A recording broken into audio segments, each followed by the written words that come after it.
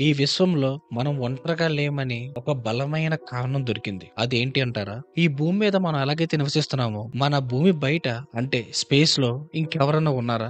మనకు తెలియకుండా మన భూమిని ఎవరన్నా అబ్జర్వ్ చేస్తున్నారా? ఈ సందేహం మీకెప్పుడన్నా వచ్చిందా? ఈరోజు నేను తీసుకున్న టాపిక్ ఏంటంటే 1977లో జరిగిన సంఘటన ఇది. అప్పుడు జరిగిన ఈ సంఘటన ఇప్పటి వరకు సైంటిస్టులని ఇంకా సైన్స్ ప్రపంచాన్ని కుదిపేసింది. అలాంటి టాపిక్ ఏంటి అనుకుంటున్నారా? మన భూమి మీదకి ఎవ్వరు ఊహించిన విధంగా ఒక సిగ్నల్ అయితే వచ్చింది. అది ఏంటి అనేది ఇప్పటికీ సైంటిస్టులు కనుక్కోలేకపోయారు. ఆ సిగ్నల్ ఏంటి? అది ఎక్కడి నుంచి వచ్చింది? అది ఎవరు పంపించారు? అసలు మన భూమి బయట ఏలియన్స్ ఉన్నాయా? ఏలియన్స్ మన భూమి మీదకి వస్తారా? ఆ సిగ్నల్ ని అవే పంపించాయా? ఇలాంటి డౌట్స్ చాలా మందికి ఉంటాయి. ఈ వీడియోలో నేనైతే క్రిస్టల్ క్లియర్ గా ప్రతిదీ నేను మీకు ఎక్స్ప్లెయిన్ చేయబోతున్నాను. సో వీడియోని ఎక్కడ స్కిప్ చేయకుండా మీరు ఈ వీడియోని చాలా జాగ్రత్తగా చూడండి. Let's get into the video. Hi friends, నా పేరు మను.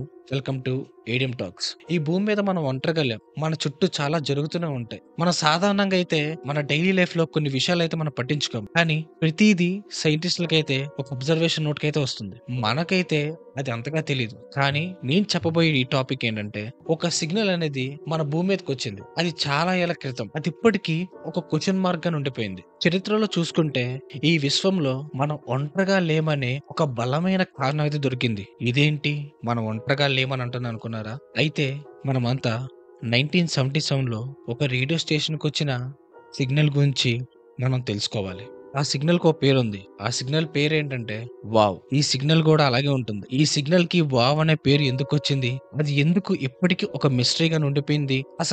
ఈ సిగ్నల్ ఎక్కడి నుండొచ్చింది? ఎవరు పంపించారు? అది గూడా 1977లో రావడానికి కారణం ఏంటి? ఇప్పటికీ సైంటిస్ట్‌లకు గూడా అంతుచిక్కని ప్రశ్నగా ఎందుకు ఉండిపోయింది? ఇది తెలుసుకునే ముందు మనమైతే 1977 ఇయర్‌లోకి వెళ్ళాలి. 1970లో అమెరికాకు చెందిన ఓహియో స్టేట్‌లో బిగ్ ఎయిర్ అనే ఒక లాబొరేటరీ అయితే ఉంది. ఇక్కడున్న టెలిస్కోప్‌ని ఎలా వాడేవారంటే ఆకాశంలో ఉన్న నక్షత్రాల్ని, అలాగే ఏదైనా గ్యాలక్సీని చూడడమే కాకుండా విశ్వంలో మనలాంటి తెలివైన జీవులు ఎవరన్నా ఉన్నారా? వాళ్ళు పంపించే సిగ్నల్స్ వినడానికి గూడా ఈ టెలిస్కోప్‌ని వాడతారు. దీనినే search for extra terrestrial intelligence అని గూడా అంటారు. ఆ టెలిస్కోప్‌తో ఏం చేసేవారంటే, సహజంగా వచ్చే కొన్ని సిగ్నల్స్ గానీ, శబ్దాలన్నీ ఈ టెలిస్కోప్ ద్వారా వినేవారు. వాటిని ఒక కాగితంలో ప్రింట్ చేసేవారనమాట.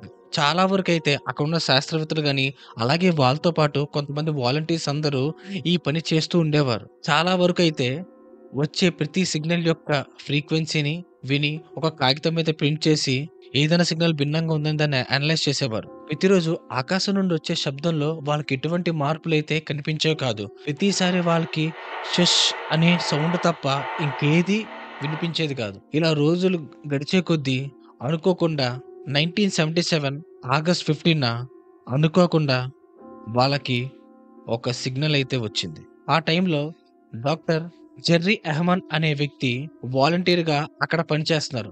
ఆయన ప్రతిరోజులాగే ఉన్న సిగ్నల్స్ అన్నిటిని షీట్స్ మీద ప్రింట్ తీస్తూ వాటిని పరిశీలిస్తూ ఉన్నారు. వాళ్ళు ప్రింట్ తీసే సిగ్నల్ తాలూకా ఫ్రీక్వెన్సీ షీట్స్‌లో 1 నుండి 10 వరకే నంబర్స్ అయితే ప్రింట్ అయ్యేవి. కానీ డాక్టర్ ఎహ్మన్‌కైతే మాత్రం అనుకోని షాక్ అయితే తగిలింది. ఆయన అన్‌ఎక్స్‌పెక్టెడ్‌గా ఒక సిగ్నల్ ఫ్రీక్వెన్సీ అయితే 6 EQUJ5 ఈ ఫ్రీక్వెన్సీ తాలూకా సిగ్నల్ చూసి డాక్టర్ జెర్రీ అహ్మన్ అయితే షాక్ అయిపోయారు. దాదాపు వాళ్ళు ప్రింట్ తీసే షీట్స్‌లో 1, 2, 3 వరకే సిగ్నల్ యొక్క ఫ్రీక్వెన్సీ అనేది ప్రింట్ అయ్యేది. కానీ ఈ ఆర్డర్ చూసి జెర్రీ అహ్మన్ అయితే తను షాక్ నుంచి అయితే కోలుకోలేకపోయారు. 6 EQUJ5 ఈ సీక్వెన్స్ ఆర్డర్‌లో యు అనేది నార్మల్‌గా వచ్చిన సిగ్నల్ స్ట్రెంత్ అయితే కాదు. యు అంటే అంతరిక్షంలో నుంచి వచ్చే శబ్దం కన్నా 30 రెట్లు బలమైనదని. దాన్ని బట్టి చూసుకోండి ఆ సిగ్నల్ ఎంత ఫ్రీక్వెన్సీ నుంచి వచ్చిందో. అలాంటి బలమైన సిగ్నల్ ఇప్పటివరకు ఆ రేడియో లాబొరేటరీకి అయితే ఎప్పుడూ రాలేదు. ఒకేసారి అంత ఫ్రీక్వెన్సీ ఉన్న సిగ్నల్ రాంగానే జెర్రీ అహ్మన్ అయితే షాక్ అయిపోయారు. ఇప్పుడు వచ్చిన సిగ్నల్ అయితే మనుషులు గాని లేదా ఏదైనా ఏలియన్స్ పంపించే సిగ్నల్ యొక్క ఫ్రీక్వెన్సీలా ఉంది. అక్కడున్న సైంటిస్టులు ఏం చెప్పారంటే, ఇది ఖచ్చితంగా ఎవరో మనకి పంపినట్లుగా ఉందని చెప్పేసి, ఆ సిగ్నల్ యొక్క ఫ్రీక్వెన్సీ చూసి నిర్ధారించారు. జెర్రీ అహ్మన్ అయితే ఈ సిగ్నల్ యొక్క ఫ్రీక్వెన్సీ సీక్వెన్స్ చూసి, ఆయన వెంటనే ఒక అద్భుతంగా కనిపించి వావ్ అని దీనికి పేరు పెట్టారు. అందుకే ఈ సిగ్నల్‌కి వావ్ సిగ్నల్ అనే పేరు వచ్చింది. ఈ సిగ్నల్ అయితే కరెక్ట్‌గా 72 సెకండ్ల వరకు వచ్చింది. ఆ 72 సెకండ్ల వరకు ఈ సిగ్నల్ యొక్క ఫ్రీక్వెన్సీ అన్నది సేమ్ అలాగే ఉంది. ఇది ఎక్కడి నుంచి వచ్చిందా అని టెలిస్కోప్‌తో చెక్ చేస్తే అది ఫైండ్ ఔట్ అవ్వలేదు. కానీ ఆ 72 సెకండ్ల తర్వాత ఈ సిగ్నల్ అన్నది ఆగిపోయింది. కానీ సైంటిస్ట్‌లయితే క్లియర్‌గా ఏం చెప్పారంటే, ఈ సిగ్నల్ అయితే ఖచ్చితంగా స్పేస్ నుంచి ఒక పాయింట్ నుంచే వచ్చిందని చెప్పేసి అనుకున్నారు. దానికోసం ఆ టెలిస్కోప్‌తో తిరిగి చెక్ చేసినా సరే, ఆ సిగ్నల్ అయితే వీళ్ళు తిరిగి మళ్ళీ ఫైండ్ చేయలేకపోయారు. ఈ సిగ్నల్ వచ్చిన ఫ్రీక్వెన్సీ దాదాపు 1420 మెగాహెర్ట్జ్ ఫ్రీక్వెన్సీతో అయితే వచ్చింది. ఇది విశ్వంలో అత్యంత సాధారణ మూలకమైన హైడ్రోజన్ సహజంగా విడుదల చేసే ఫ్రీక్వెన్సీ. శాస్త్రవేత్తలు చాలా ఏళ్ల నుంచి ఏలియన్స్ మనకి కాంటాక్ట్ అవ్వడం కోసం ఇలాంటి ఫ్రీక్వెన్సీని ఎంచుకుంటారని సైంటిస్టులు అయితే నిర్ధారించారు. దీన్ని బట్టి మనం ఏమనుకోవచ్చు? ఇది ఖచ్చితంగా ఏలియన్స్ అయితే పంపుంటారని అనుకోవచ్చు. కానీ ఈ సిగ్నల్ ఫ్రీక్వెన్సీ ఎక్కడి నుంచి వచ్చిదన్నది శాస్త్రవేత్తలకి ఇప్పటికీ ఒక ప్రశ్నగానే మిగిలిపోయింది.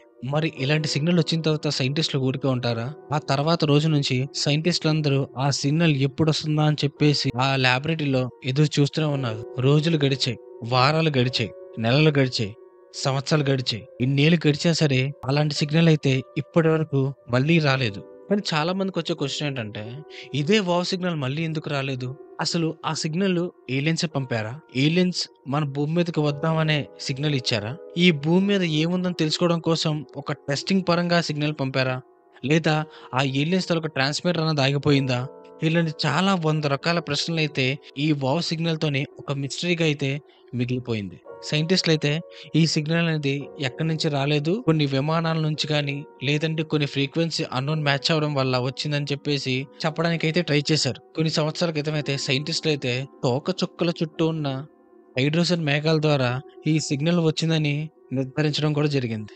కానీ తర్వాత ఆ తోకచుక్కల చుట్టూ ఉన్న హైడ్రోజన్ తాలూకు నుండొచ్చే మేఘాల ఫ్రీక్వెన్సీని టెస్ట్ చేస్తే ఈ వావ్ సిగ్నల్‌కొచ్చినంత ఫ్రీక్వెన్సీ గాని, దీనంత బలం గాని వాటిలో లేదని సైంటిస్ట్‌లయితే క్లియర్‌గా కనుక్కున్నారు. అంటే ఈ వావ్ సిగ్నల్ అనేది దాని నుంచి కూడా రాలేదు. అసలు శాస్త్రవేత్తలు సిగ్నల్ గురించే పక్కన పెడితే, అసలు ఆ సిగ్నల్ ఎక్కడి నుంచొచ్చింది? నిజంగానే ఏలియన్స్ పంపించారా?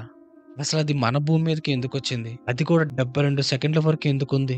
తర్వాత మళ్ళీ ఆ సిగ్నల్ ఎందుకని రాలేదు? నాకు తెలిసినంత వరకైతే ఆ 72 సెకండ్లు ఈ విశ్వం అనేది మన చెవిలో ఏదో చెప్పిందని అనుకోవచ్చు. ఎందుకు అంటే ఇప్పటివరకు ఆ సిగ్నల్ అయితే మళ్ళీ రాలేదు.